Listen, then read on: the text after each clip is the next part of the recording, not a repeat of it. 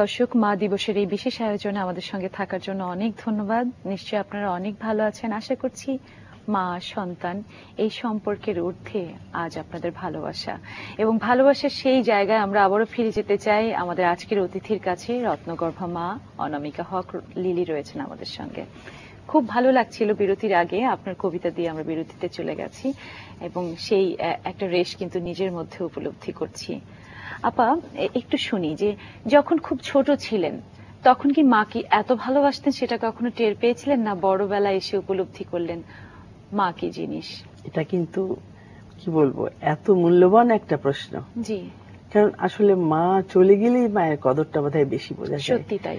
মায়ের কাছ থেকে একটু দূরে যখন বিয়ে হয়ে, মেয়েদের ক্ষেত্রে বলছি, যারা যখন বিয়ে হয়ে মেয়েদের ক্ষেত্রে আসে তখন বোধহয় বেশি বোঝা যায়। কারণ আপনি দেখবেন যে প্রতিদিন মা এটা করো সেটা করো, এটা হলো না সেটা হলো না, আহা এটা শিখতে হয়, মেয়েদেরকে গুনে গুনে পা ফেলতে হয়, পা ফেলার সময় একটু স্টেপিংটা অত জোরে দিতে হয় না, কত কিছুই যে বলেন। কিছুকে কান দিয়েছি কখনো ছোটবেলায়? কিছু কান দিইনি। আমাদের লাফঝাপ, খেলাধুলা, মায়ের কথা অমান্য করা। কখনো মাকে বলেছি এত বলো কেন? হ্যাঁ, এত বলো কেন, এত বলো, হ্যাঁ বড় বেশি বলো, তুমি বড় বেশি বলো। তবে আমাদের সময়কার মেয়েরা, মানে আমি বলবো, মানে নিজেদের অহংকার নিয়ে বলছি না, ওই মায়ের ড্রেসিং টেবিলটা টুকটাক সুন্দর করে মুছে রাখা, মায়ের আলনার কাপড়গুলো গুছিয়ে দেওয়া, এগুলো যেন আমাদের একটা কাজের মধ্যেই ছিল এবং আনন্দের সাথেই করতাম। কখনো মনে হয়নি যে ওটা বিশেষ করে উনি বলছেন বলে করছি। আবার মায়ের সাথে হাতে হাতে মেহমান আসলে চা নাস্তা নিয়ে যাওয়া, কারণ তখন এত কাজের লোকের বা এত অর্ডার করার ব্যাপারটা ছিল না। মা হয়তো সুজিটা ডিমের হালুয়াটা করলেন, আমরা দৌড়ে গিয়ে দিয়ে এলাম, ছোট বোনেরা ভাইয়েরা। তো এগুলো টুকটাক কাজ কাম টুকটাক হয়েছে, কিন্তু তারপরে মায়ের কথা যে এত অমান্য করেছি সেটা প্রথম বুঝতে পেরেছি সেদিন, যেদিন মনে করেন বিয়ে হয়ে আমি চলে গেলাম।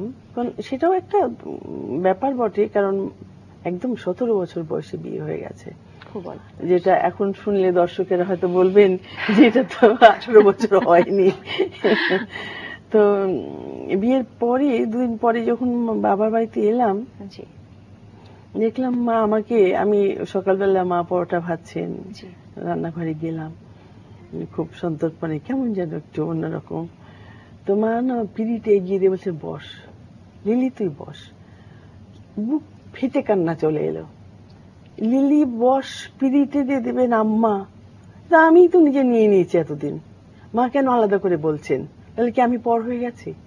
এই যে ফিলিংসটা, মানে আপনি মনে করেন, আমি লেখক হিসেবে হয়তো আমার কাছে এইটা, এই ছোট্ট একটা জিনিস ধাক্কা দিয়েছে, কিন্তু সবার মনের মধ্যেই হয় যে আমি যেন বিয়ের পরেই একটু বুঝলাম যে মা কি ছিল।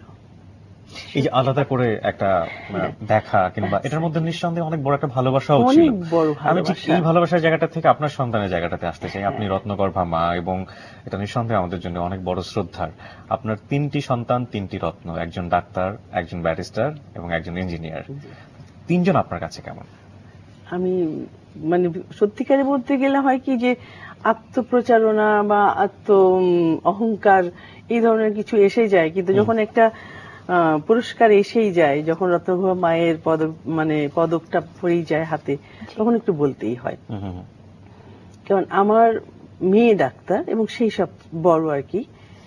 আমি যখন অনার্স ফার্স্ট ইয়ারে পড়ি, শুনলেন তো ছোটবেলায় বিয়ে হয়ে গেছে, অনার্স ফার্স্ট ইয়ারে পড়ি, তখন হলো আমার বড় মেয়েটি, মানে আমার মেয়েটি যে সবচেয়ে বড়।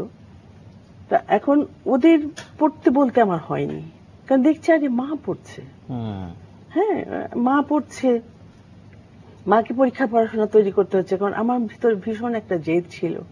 বাবাকে বলেছিলাম, বাবা তুমি কেন আগে এত বিয়ে দিয়ে দিলে? তুমি কি কোনো স্ক্যান্ডালের খবর পেয়েছো যে আমি কিছু করেছি অঘটন? পড়াশোনায় তেমন খারাপ নই, দেখতেও কি খুব খারাপ যে বিয়ে আসবে না পরে? আর মধ্যবিত্ত ঘরের 6টা মেয়ের বাবা। আমার বাবা সরকারি চাকরি করতেন, তো ওনারা ভেবেছেন সে সময় ভালো পাত্র আসলেই মানে পাত্রস্থ করাটাই একটা নিয়ম উচিত, এবং আসলে আমি মনে করি এটা ভালোই হয়েছিল। তো যখন ওই বয়সে হয়ে গেল, মেয়েটি আসলো আমার ঘরে, তখন আমি আমার মনের মধ্যে একটা প্রতিক্রিয়া হলো, আমি কি ওকে বঞ্চিত করব? আমি পড়তে যাচ্ছি, ইউনিভার্সিটি যাচ্ছি, ওকে আমার বোনের কাছে, আমার ননদের কাছে, আমার শাশুড়ির কাছে, আমার মায়ের কাছে, যেখানে যখন যেভাবে পেরেছি রেখে রেখে গিয়ে ছুটে ছুটে ক্লাস করতে গিয়েছি ইউনিভার্সিটিতে। ওর মনের মধ্যে অনেক কষ্ট হয়েছে যে আমি কি সত্যি ওদের কি পুরোপুরি অ্যাটেনশন দিতে পারছি কিনা।